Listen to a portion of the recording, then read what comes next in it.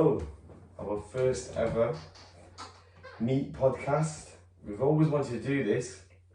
Just to start off, we've always wanted to do a podcast, just to have a conversation with people with different expertise and experience. We thought we'll start off with our own dad. So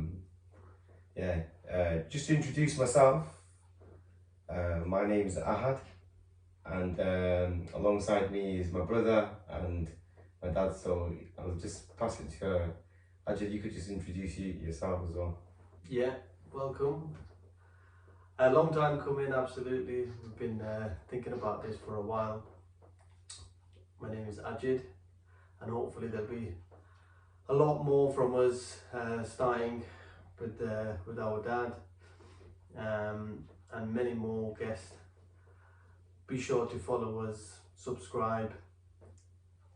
Before we even start this, you have to give your reason why you've got your glasses on. Well, I've had eye difficulties, issues for a while.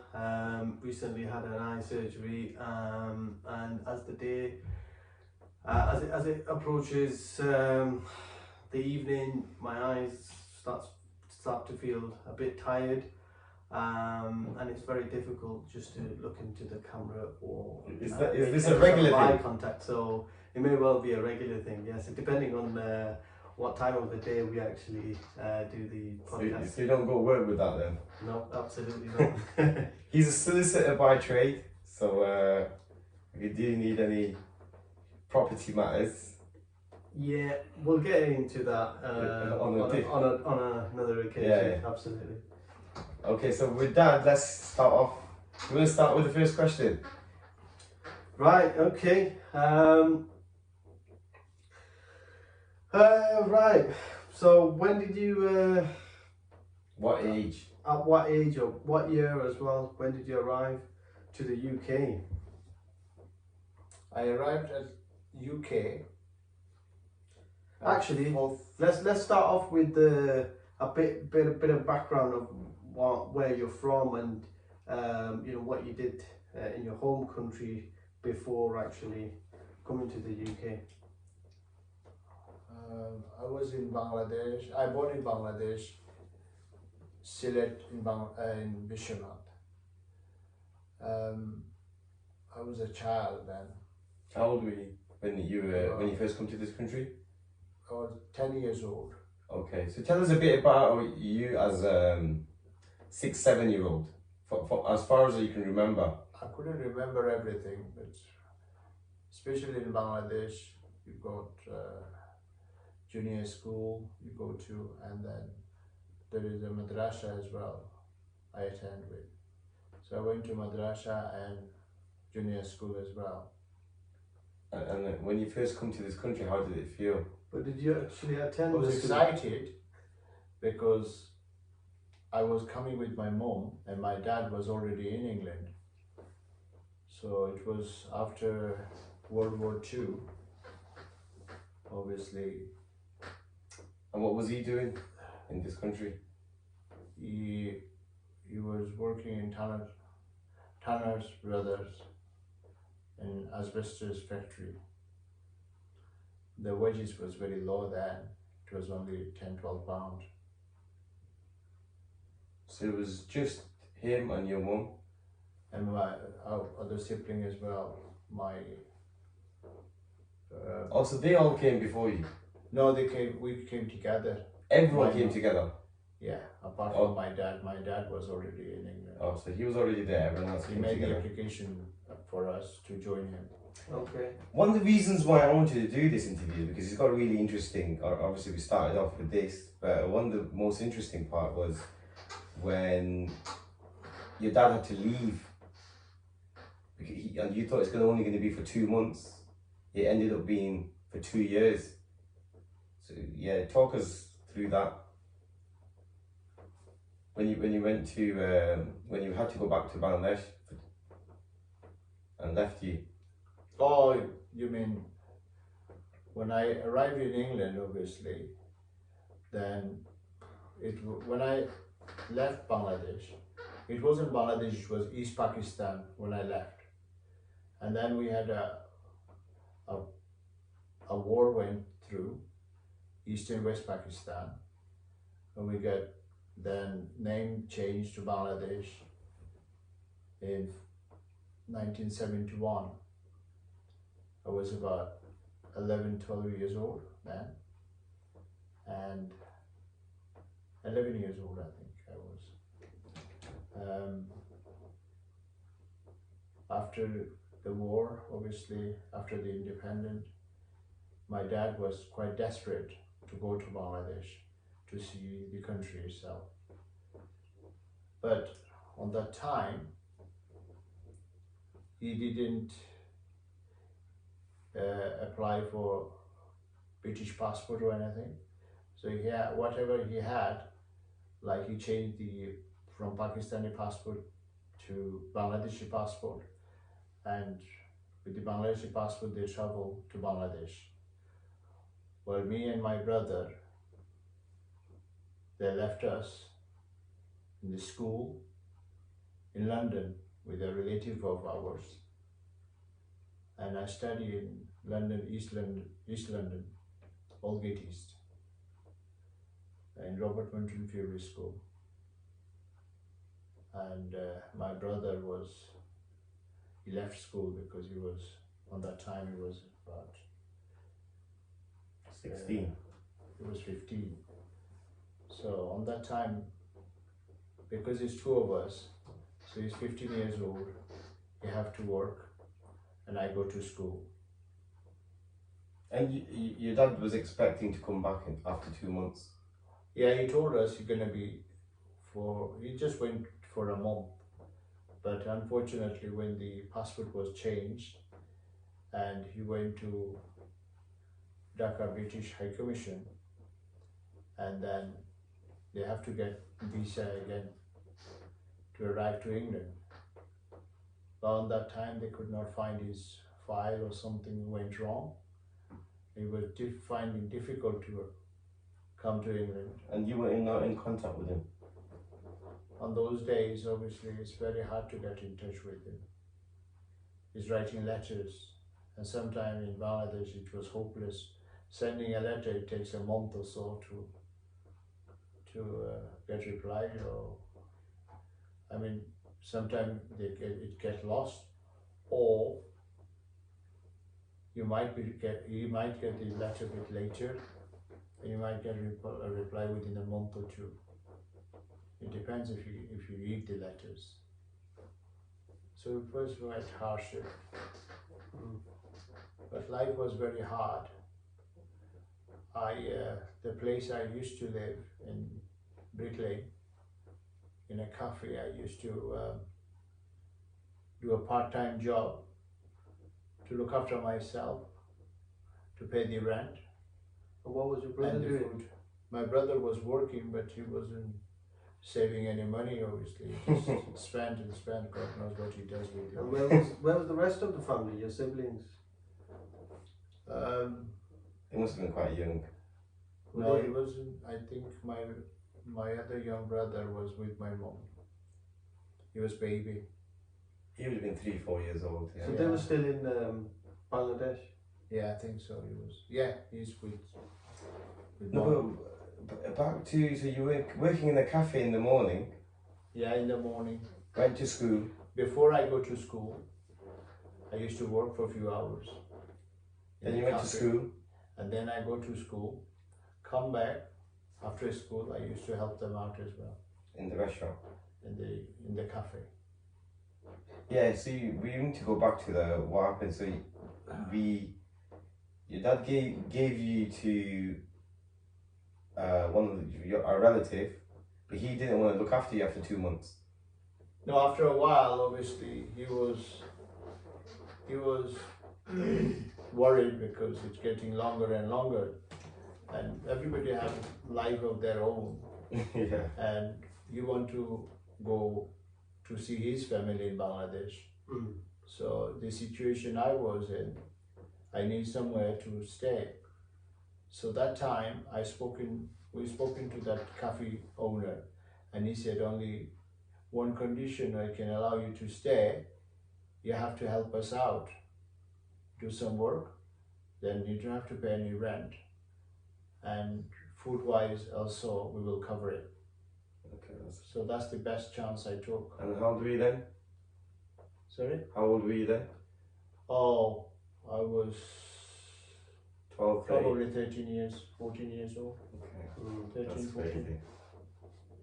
Okay, and then, so then, tell us about your journey after that. So, then, for some reason, obviously, because when we were, residing, and my brother was working in different town, and he was quite a normal person, more or less, I would say. He was just doing stupid things, and police officers obviously seen him as a young person, and he got arrested because he could not produce all the documentation, and then the police officer asked him, do you have anyone else, or where's your parents? And he kept saying, my parents is in Bangladesh. So what you doing here then? So he said, he told this story about everything, but they just hold him in the police station, and I got the news that he'd been arrested. So when you were 13? yeah, so I went to the police station myself, and I spoken to the officer, and so I given the details, the school I go to, and he said, okay, you go to school and he works, you're one of your brothers, so your parents is in Bangladesh and they have an immigration problem, they cannot come because they need a new visa to arrive in England because they got a new passport. So, okay, fine, I understand that. So I beg him to write a letter to British Home Office about our situation, because obviously we are in England and my parents are in Bangladesh, so we have no one to look after us as a guardian. So life was very hard. As you can see, I was going through hardship, lack of money and support and things like that. But given that you were minors, wasn't there such thing as social services at the time? Because obviously police arrested you, and there's no There family, was no parents. on those days the facility wasn't there. You'd think that they'd give you some sort of support. No, the police officer says only way we can let you go if you can find someone old enough to be your guardian, so we can let you go. Okay. It was Peaky Blinder days. Yeah, so I came back to the cafe owner and I said to him, I beg if you could kindly, come to us to the police station as a guardian. I will be very kind of you, please help us out because we are stuck in this. So he was a very kind man. He said, okay, no worries, I'll come. So he went with us and he said, okay, officer, I will be their guardian for time being until his father arrives. I will look after him. So he signed it for us, and they just let us go. Okay. But I gave him peace of mind to my brothers. Obviously, I was so upset with him on that time. So we'll fast forward it to And also I requested the officers, I said, please sir, if you could kindly write a letter to the Home Office, you will be very kind of us, kind of you. So what he did, the officers, actually, he said, it's not my job and I cannot give you guarantee that it will be helpful, but I will send a letter.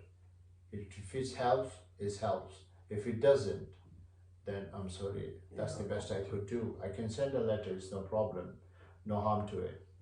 So I'll send a letter for you, give you all the situation you are in for the consideration. And did it help? It did help. When he written the letter to the Home Office, because we are underage, the Home Office acted very fast, swiftly, and they written a letter to the British High Commissioner in Bangladesh and said, you know, their parents are in Bangladesh, what's happening to them. They have 2 children in here and they need support. Therefore, please take action as soon as possible. And because of that reason, they have enough proof that we are in England, and they have a proof that they already been to England. So it shows that we are telling the truth, and my father also. So the British High Commission, they sent a letter to my father and said, please just bring your passport. Either your wife or other children doesn't have to come. Just bring the passport, we'll give you the visa straight away. You can go to England, your children are waiting for you. Okay, that's it. They arrived. They got the visa on that time, and within a week he was in England. Yeah. Okay, so within weeks, but that's after 2 years though. Yeah, no. When he got the visa, I said within a week he just. Yeah. But didn't you say that he was in Pakistan at the time? 2 years. Bangladesh he was in 2 years. 2 years. He stayed about nearly 2 years. 2 years, and then within weeks, within the weeks, getting involved, they come. And how did it feel when you first seen it? Oh, I was so excited to see my father. And you were 15 then? Yeah, I was so happy. That's my. Because you would have matured in that 2 years. Yeah. Responsibilities. But because I was prolonged for my father and mother all the time, every time I was thinking about them. When I saw my father, I was so excited. I don't know what to do. I was so happy. So did you finish your education? That's another story though. And then we were going to do a 20-minute podcast, by the way, and then just this one segment is 20 minutes. Yeah. On those days, obviously, Asian community was not in a mood for education, and I love to do education. And the school I used to go to, all the teacher was in my favor, and I was good at school, and they're all expecting me to go to college and do the university as well. But my father, in the other hand, and the community itself on that time, obviously everybody starts working when they are 16 in their restaurant. What they always think about it, rent and food and rent are free itself, some of the restaurant, and accommodation and food are always free. So that's they look at it. So they don't care about the education at all those days. But I was continuous with the high school, and my father has tried to persuade him, even though some of the teachers from my school phoned my dad and said, look, he's doing very good, he's good in school, we hope him to do well in college as well, so let him go to college and everything. But my father was being told other hand, like other friends of his, and said, look, you don't need him to do more education, because more education means he will become more westernized child than as a Bengali person. So think about it. You can get a job straight away in a restaurant as a waiter. So what point doing work? This sort of idea given by our own Asian community people, would you believe it? Yeah. But that was the first days. First days, yeah. Not many Asians about. Because a lot of, I think, my thinking, them days were earn as much as you can, Go back. and then take Go it back, yeah. They've always That's had the that. country. Even when I was younger. Their mentality is that they want to go back Yeah, and settle there at some point. some point, or they said, well, this country is not forever. But they never thought that this country we're gonna buy home, we're gonna settle in this country. And we would actually forever. call this country our home. Our home. Yeah. You never thought They never thought that. we're gonna be. We will be born here. No. But just before, I'm just gonna pause it to Yeah. part 2. We want to talk about. So you're 15 years old. They've come. within the next few years, you managed to own your own restaurant. No, restaurant side of it. You bought a house as well, 18. Bought No, your first when I house. was 18, yeah. Yeah, so you bought your first house. No, I didn't buy the house when I was 18. It just, my father's house was in Rochdale, obviously, on that time. But it was rented, more or less. But because, when you put the house in the rented, it's not looked after very well. So on that time we decided to sell it. But that's the mistake we made, because those days in Rochdale house was very cheap. How much If was we it? kept it, we could make fortune out of it afterwards, because the house price was going up and up. What was the average prices then? Oh, the first house my dad bought it in Ramsey Street, 34 Ramsey Street, was £500 those Wow. days. Wow. And then we got second house, 6 Buckingham Street. Bought it, I think. But then again, the income was £2,500 obviously, or something on the that. income was a lot lower then as well. Very low. As I say, my father used to earn only £10-12 a week wages. And they were having so hardship. We spend that on a meal now. Yeah, just like they used to walk from their home to factory to save bus fare. Unbelievable. Every penny counts. Mm. And So when did you get your first restaurant? first restaurant I bought it in 1981. I was in Hartlepool. I bought it in in Hartlepool. First restaurant. It was 4 of us, we bought it. So 10 years after arriving in the UK, you bought yourself a restaurant. That's quite impressive. Yeah.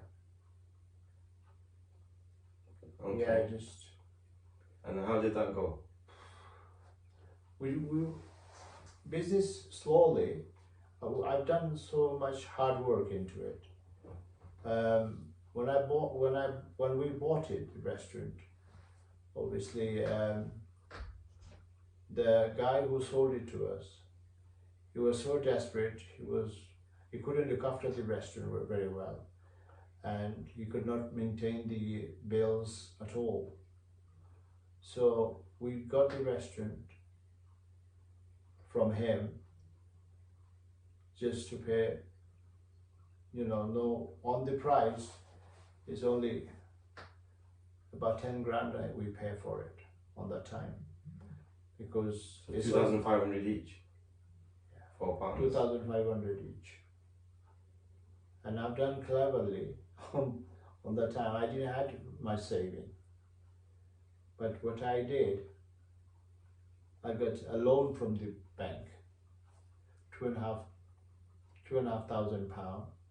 It's just like every one of us have to give 2,500 each. So 3 of us, they given 2,500 each to the bank, into the bank, to pay the debts. We got the restaurant on debts because he owed everyone about 10 grand or something. So what we did, we just collect 2,500 from every one of us. And one guy, he given to me 2,500 to pay it in the bank. So what I did cleverly, I put in my account. I see the bank manager and said, look, I bought this share for £5,000. I got 2,500 in my bank account. I need another 2,500. And the bank manager, he says, which restaurant are you talking about? So I give him the address and everything. I said, you come down, my friend, and see yourself that I'm working there. I'm doing hard work, and I know I can change this restaurant to a busy place. So I give him offer him to come down for a meal. Did he give him free? Did he give him free food? I did. So he came with his wife and himself. It was Wednesday night, and then I cleaned the restaurant best as I could, and I introduced new dishes, and everything was more or less changed. Came down on Wednesday night and it was busy. I don't know what's happened, but that night was so busy I couldn't even have time to talk to him. So I keep saying, I'm so sorry, I'm so busy, I'm gonna come and see you in 5 minutes, 10 minutes. But it's been hours I couldn't go and see him. He had his meal and everything, and then he came to me and said, look, it's getting late. The money will be in your account Monday morning, so don't worry. I've seen it. You will do well, I hope. You are doing good business and I'm very happy about it anyway for you. Good luck. And that's it. That's the free meal sealed it. Yeah, but he insisted to pay it. I said, no, it's fine. I invite you. It will be on the house anyway. So was it a successful business? Well, I would say it is first business, because imagine when I bought the restaurant, he used to do £250, £250 a week, and then I used to do about 1700. Wow, massive jump. So on those days, I think. But then you sold it. Yeah, afterward. Yeah, why? Because the weather is down in north. Weather is We are in north. And there's lack of staff. You cannot find staff there. It's difficult to get people there. So staff wise and the weather wise, I give up. I thought, oh, forget it. I'm gonna move on from there. Which one of your many businesses was the most successful? Indian Cottage in Chichester, West Sussex. Okay, and yeah, you actually this is a fun part. You were driving sports cars when you were younger. Yeah, that's the time. I think that's the time I used to do well. And how come you sold that? Well, because of my dad. My dad want to move out from there to Manchester again. To Rochdale? To Rochdale, because what it is, he hardly speak English. And people who down there are more like English people, less Asian. It's only a few restaurant people are the Asian people, and no one hardly come to in our houses. And you want to talk to people in his own language, and you want to see his Asian people. So he was finding difficult to stay down there. So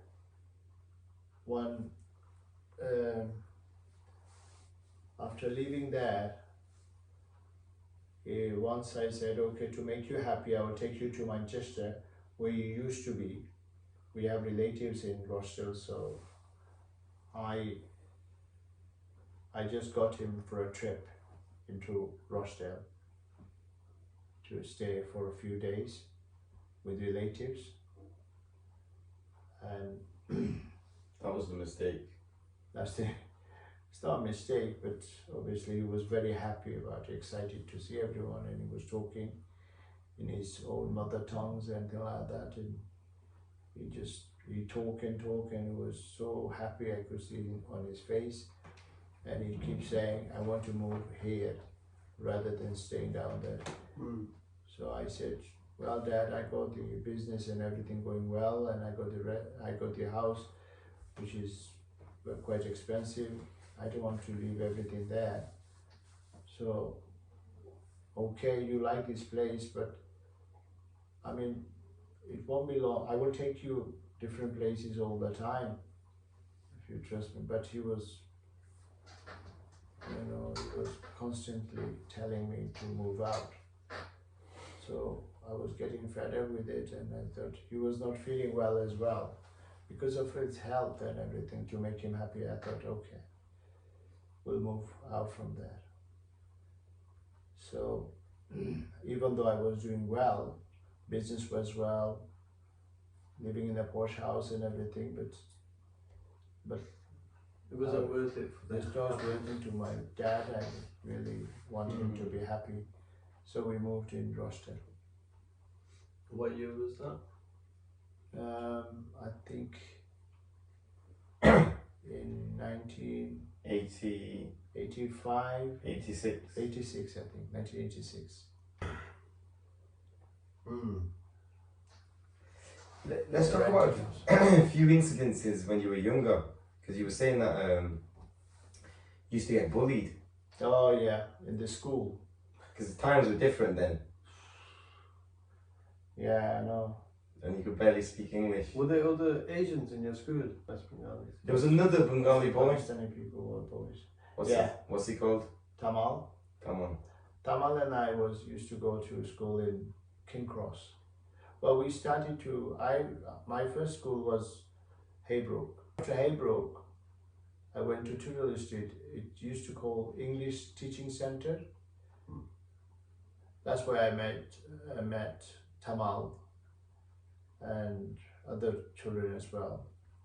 And we went to King Cross. He moved to King Cross. I was doing the same to King Cross School, high school. That way we study as well. And when we were there, we get bullied, both of us. God, even girls and boys were attacking us, fighting all the time in the classroom, outside classroom. There's a funny incident. I want you to talk about this one where they squeezed the table. Yeah, I was. Onto Yeah, I was in the middle row, you. and then it just like on my behind row, it used to push me with the table. You and And Tama. And the guy, the person who was front of me, the row was front of me, obviously he was squeezing it with his chair. So I was in the middle squeezing me. It's just like very hard to take it. And did we not say anything? Oh yeah, but I was language barrier as well. At that time I wasn't speaking very well in English. So it's difficult as well to tell them things. But even though if I tell them, they will say, I'll see you 4 o'clock after school. So I have to be, I'll see you outside. I have to take it. Because every time if I get upset or challenge them, they will challenge me back and say, see you after school. And they really mean it. They will attack everyone and someone jump on me. Yeah. Both of us so scared, we stopped going to school.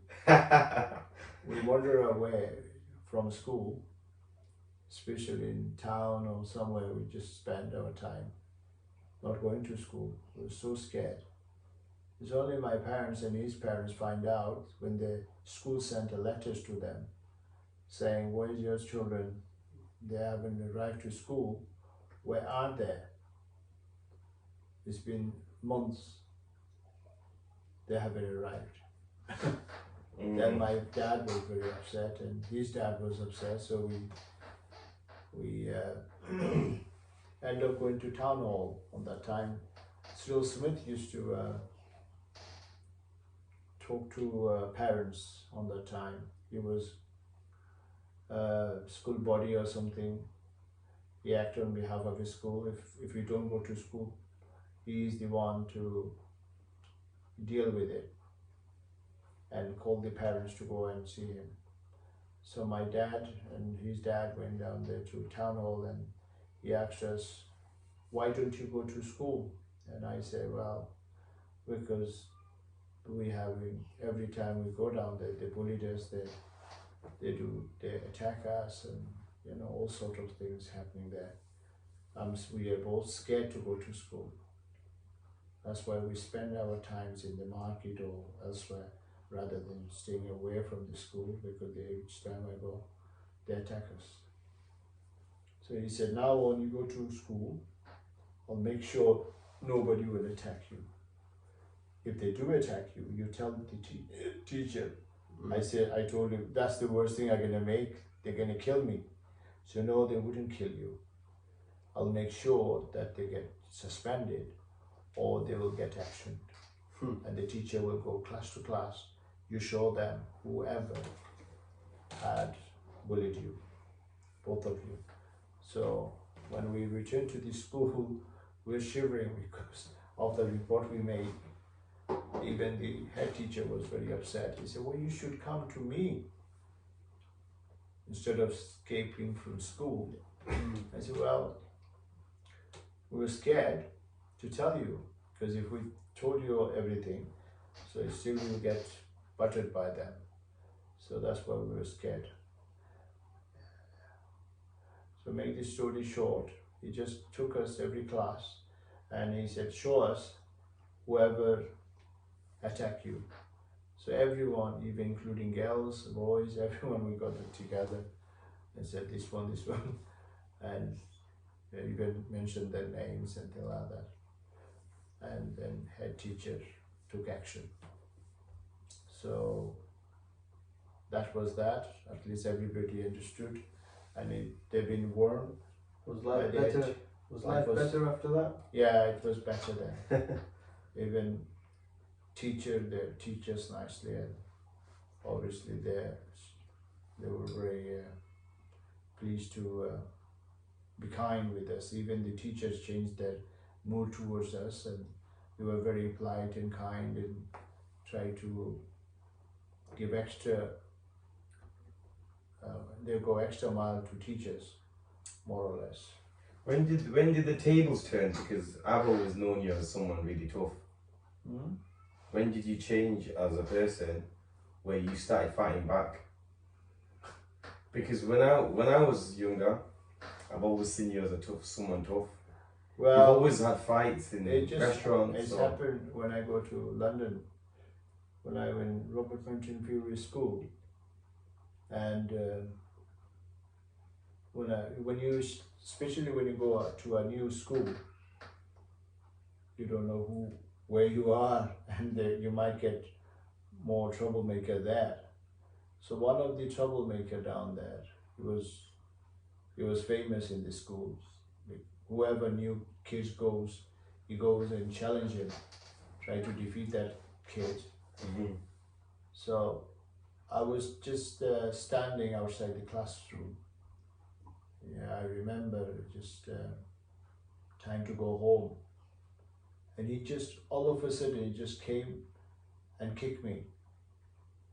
It hurt me very badly, and I was so angry for all of a sudden. I lost my temper completely. I don't know how it happened. I just grabbed him and put him on the floor and started punching him. He was bleeding. And he was bleeding like anything. It's like in prison stories. Just take out the strongest guy and you take over. And then when he was bleeding, and then the teacher came running, grabbed me and took me off from him, and he was bleeding like anything. So I tried to help him out, other teacher, and then they said, what's happened? So I told her, he was pushing me and then he kicked me. I couldn't take it.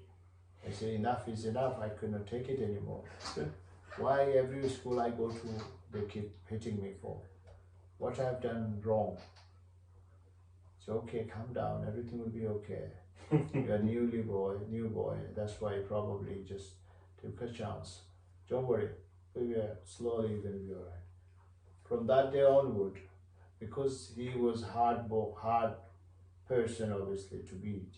So I beat him, so every other kid was frightened of me anyway. So, oh my God.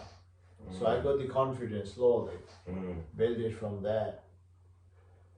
Is that where all the fighting stories come from? Restaurants? Yeah. And then when I go to restaurant, I don't take anything from them. And also I went to in 70s, obviously Bruce Lee who introduced Kung Fu and things like that. It was so famous. We ended up going to the club to learn Kung Fu. like in my age, everybody Yeah. was interested. Even I was a Bruce Lee fan. Yeah. So I've done lots of exercise. I was in brown belt.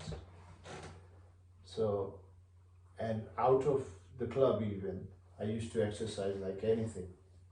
Running, doing more exercise, kicking on the wall. The bedroom I used to live, the four wall was damaged completely because of my kicking. So, and then it's just like, if anybody swear at me, I just go for it because I want to test my skill. Yeah. So I say, okay, come then. Why are you swearing? You shouldn't swear at me. Then I attack him straight away. But it's not like very serious or aggressive fight. It's just like There was a common lot of racism back then as well. Oh yeah, plenty. Mm. There was like those days. There was no bathroom, especially in houses Side me. or Or youngest brother could in just the come and flat. came in. in the flat. So there was a bath place, like a swimming. I mean, they go swimming pool and they have so many commercial bath you can go to. It's a public bath. So that area was very rough. So every time you go, when you come back from that public bath, you will get attacked definitely, somewhere. Some of the kids, they will come and grab you or hit you with something. So in London especially, I've been attacked by eggs. They throw eggs at you or spitting on you or something like that. So we used to fight. Sometime a number of them. So when you see too many of them, then if you start fighting, they will beat you up like anything. So we don't take chances. We just slowly. Run. No, I never run, but I just talk to them and slowly, and in a way, I just moved to save myself. But if you run, you make the matter worse because they will chase you. That's what they want. Yeah, it's fun for them, isn't it? When there's a group of them trying to attack one person. I never let them know that I'm scared of them. They think he's not scared. He's just talking to us. God, this guy doesn't care. But actually, deep down, I'm scared because he's too many of them. For God's sake. Yeah. So, but I use my brain. I just say, if I run, they're gonna attack me. Yeah. And I don't think I will go very fast. Yeah. They will be faster than me anyway. Their aim is to make you frightened anyway. Yeah. So life was tough then. Easier life now. I mean, in a restaurant we don't fight anymore. But those days, every restaurant we used to fight. At least one drunk. Yeah. No, what they do, they used to say, they eat the food, and then they would say, this food is shit. So I always said, yeah, I know you eating it. Yeah, I was hungry. I said, well, you eating that shit. Yeah. You better pay for it now then. You're gonna have to pay for that. But they just try it, don't they? they try everything. They try everything in the book, But not to pay. you have to be tough. So you're with them. talking shit. Yeah. No, I always been tough with them. So they were scared of it. They think this guy is, oh my God. He doesn't care, does he? So they come down and say, okay, well, how much the bill? They pay the bill and just go. Yeah, you've had fights with as part of the some of the locals were involved as well. Yeah, we had lots of fighting. Yeah. In my We time. don't want to name any names, but there was few people who were Yeah, I fight lots of times. worked with you Yeah, as young kids. yeah. So lots of fun. Yeah, it was. You can say have fun, but it to a serious matter though, like a death matter something. Yeah. Anything could happen. And I've had a completely different It's childhood. They're more peaceful now than before anyway. But I always say is, look, I born in Bangladesh, but I grown up in England. I got British passport like you and me, obviously, and you go to same school. Okay, I might be darker than you, but we got With the same. mutual understanding. You touch me, God help you, I'll touch you as well. So back off. So they back off. Yeah. Obviously, They bully the easy targets. Yeah. So they make it difficult. So I was very, very tough talking anyway. Yeah. And also, if I need to be in action, I go for an action. In my age, when you are young, it doesn't matter anyway. When you are in my age now, obviously. Yeah. then Well, it's now different. looking back at your time here in the UK, would you do anything differently, or do you regret anything that you've done? No, over there's the years? nothing regret apart from too many businesses. Concentrate on Yeah. the ones that are working. It's just like doing lots of businesses. I think I would rather advise everyone to stick to one. If it's good business, just stick to one. Just buying number of businesses. And It's trusting not other people as helpful. well. Trusting with the other people is wrong thing. Yeah, I mean, picking the right partners is always. That's I it. know how you know the right person. Everybody's right until you know it. It's only too late when you know it. Yeah. So it's just very hard No, definitely. to know. Because we've seen it firsthand with a lot Yeah. of your partners as well. You know. We actually learnt a lot of lessons from Yeah. your life, which is good. What's one of the best things you can do, really? Rather than make your own mistakes, learn from someone else's and avoid it. Avoid it from the start. So it's quite I good. made lots of. I think I made lots of mistakes. I had lots of money and then I start buying restaurant, thinking I can do well, but not realizing I wouldn't be able to run everyone by myself. Yeah. So I start hiring people, and then those people, I thought they're gonna be good, but they are not good. Yeah. So I keep losing and things like that. So one restaurant I own, I make profit. The other one I lose. So end of the day is the same where I am. Yeah. Back to square one. Yeah, very true. So, and also because we have lots of big family and the cost was high. Yeah.